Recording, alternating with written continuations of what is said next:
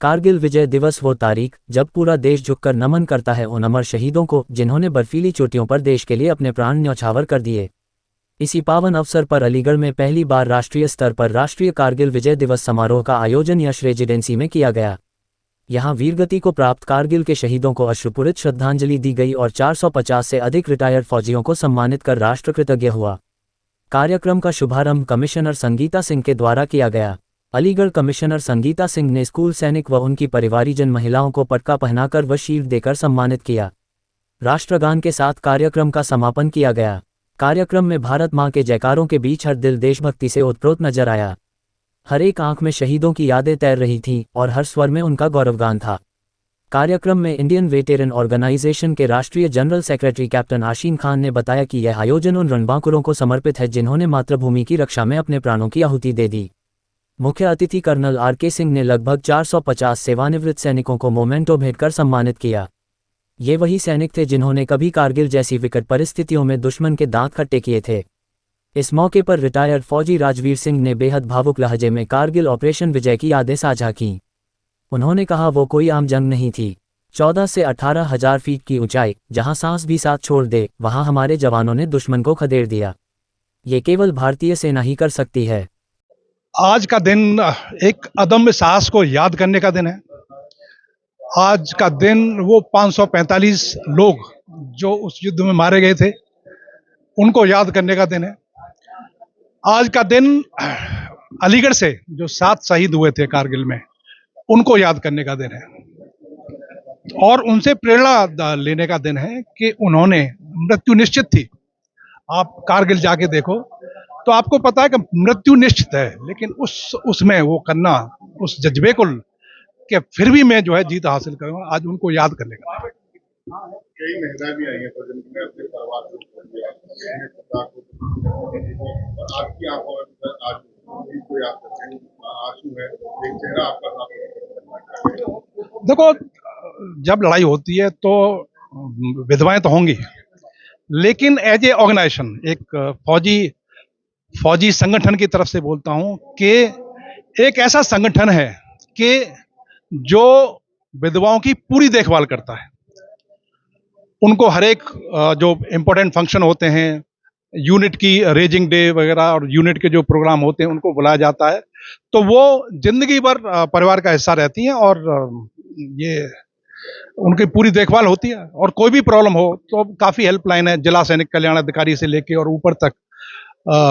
तो वो कभी भी, उनको कोई भी प्रॉब्लम हो तो एक ऑर्गेनाइजेशन है जो उनको हमेशा सपोर्ट करने के लिए तैयार रहता है। अब देखो, वही बात है कि जहां फौज को अगर ड्यूटी दी जाती है कि आपको ये काम करना है तो बखूबी वो काम करना जो है, ये भारत की फौजी वो है।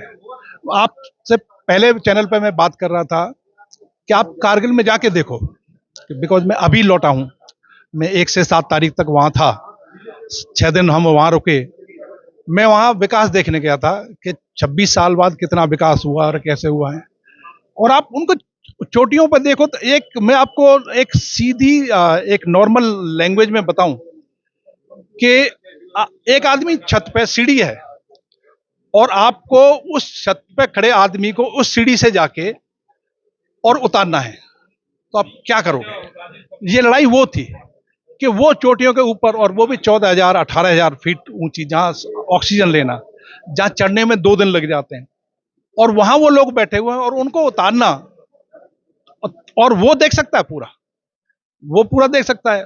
उसमें कोई पेड़ नहीं है उन चोटियों पे, बैरन, तो खाली पत्थर है। तो अब आप उस पर जाते हो कि मेरे को इस आदमी को हटाना है, तो आप जानो कि आपकी मृत्यु निश्चित है, बिकॉज उसके पास हथियार हैं, लेकिन फिर भी आप उसको करते हो। तो ये भारतीय सेना है।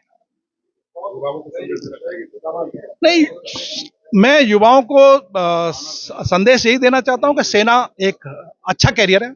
आजकल काफी सुविधाएं हो गई।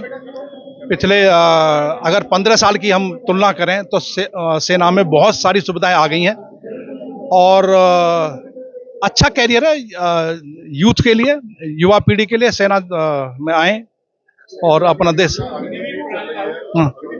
लागू कर दी है, कहीं ना कहीं सर सेना पे क्या मानते हैं? देखो, अग्निवीर में अभी जो ठीक है 2022 में जो पहला बैच आया था, जो 4 साल बाद जो होगा वो 2026 में जाएगा पहला बैच। अभी हम एक्सपेरिमेंट कर रहे हैं कि ये, और आप हमारी 2 कोर 14 कोर और 15 कोर जो श्रीनगर और लद्दाख में है, वो मैं कोर कमांडर के साथ में मेरी काफी लंबी बात हुई, तो मैं उनसे पूछ रहा था कि आपके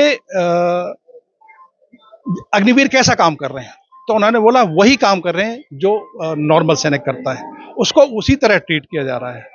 सरकार, मैं आशा करता हूं कि जो 25% है उसको इंडक्शन को थोड़ा सा बढ़ाएगी। बात तो चल रही है, हम सुनते हैं ये बात।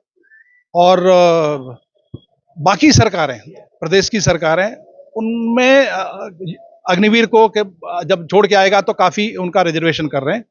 तो ऐसी बात नहीं कि वो सेना में रहेंगे। जो 25% अभी हैं, जो हो सकता है कि प्रतिशत बढ़े, और जो बाहर आएंगे वो दूसरे क्षेत्र में सरकार काफी सहायता कर रही है उनको वो कराने के लिए।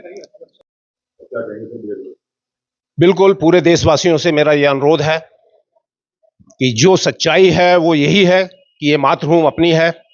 इसी के लिए एक फौजी सर्वोच्च बलिदान देता है, उसके बच्चे दर दर भटकते हैं, सरकारें उसकी मदद नहीं कर पाती हैं। लेकिन जब तक इस राष्ट्र से प्रेम नहीं करोगे, देश आगे नहीं बढ़ सकता है। इस राष्ट्र से प्रेम करिए, सबको भाईचारे से रखिए। जो इस मातृभूमि पे पैदा हुआ है उसको वो इस मातृभूमि पे ही सब कुछ करेगा, वो यहीं पर स्पोर्ट्स में आगे बढ़ेगा, इसी के लिए करेगा, इस देश के लिए, और यहीं पर वो समाप्त होगा। मैं ये कहता हूं, ये राजनीति जिस तरह बांटती है, इससे दूर हटिए। पूरे देशवासी युवाओं को किसी से नफरत मत करो, हिंदू मुस्लिम सिख ईसाई एक बन के रहो, प्यार से रहो, देश का नाम ऊंचा करो। ये मेरा सबसे अनुरोध। युवाओं के लिए लीड कर रहे हैं, हमारे बैटन कर रहे हैं, उनके नीचे चल रहा है। हमारी एक ट्रेनिंग भी यहाँ चलती है, हमारे असीम खान के यहाँ C3 एकेडमी भी है, और उनमें पर्सनैलिटी डेवलपमेंट तैयार करके उनको सेना में भर्ती करना। और बहुत सारे युवा हैं जो बैटन्स के नीचे रहते हैं, तो उनको एक आइडियोलॉजिकली वो एक सेना से बहुत प्रभावित है और उसी विचारधारा पे चलते हैं, उनकी बैड हैबिट हट गई है उनकी, और वो भी एक स्ट्रांग अपने पैरों पे खड़ा होकर के और देश के लिए वो खड़े हो रहे हैं युवा। इसलिए जी, ऑपरेशन सिंदूर तो एक हादसा था, बहुत बड़ा हादसा था, दुर्भाग्यपूर्ण है। उसके लिए जिन्होंने सर्वोच्च बलिदान दिया उनके लिए हमारी बहुत श्रद्धा है, लेकिन नाकामी इस सरकारों की है कि इन्होंने 2,65,000 सेना वहां से हटा दी। और अग्निवीर है, अग्निवीर का 48,000 यहाँ से इनरोल होते हैं, जबकि हमारे 60,000 पर ईयर इनरोल होते थे, 60,000 हमारे पेंशन आते थे।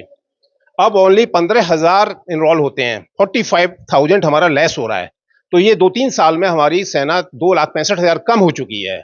अब वहां पर खाली था, कहीं दूर दूर तक सेना नहीं थी। नहीं, 30 मिनट तक जिस तरह उन्होंने मारा है उनको, तो सेना पास में होती तो वहां घेर के खत्म कर लेती। ये बहुत बड़ी नाकामी है गवर्नमेंट की, और इसके लिए पूरा ही हिंदुस्तान का सैनिक बहुत दुखी है कि हम लोगों ने, फौजी हमारा खत्म हो जाए नो प्रॉब्लम, सिविलियंस जो खत्म हुए उनके लिए बहुत हमें दुख है।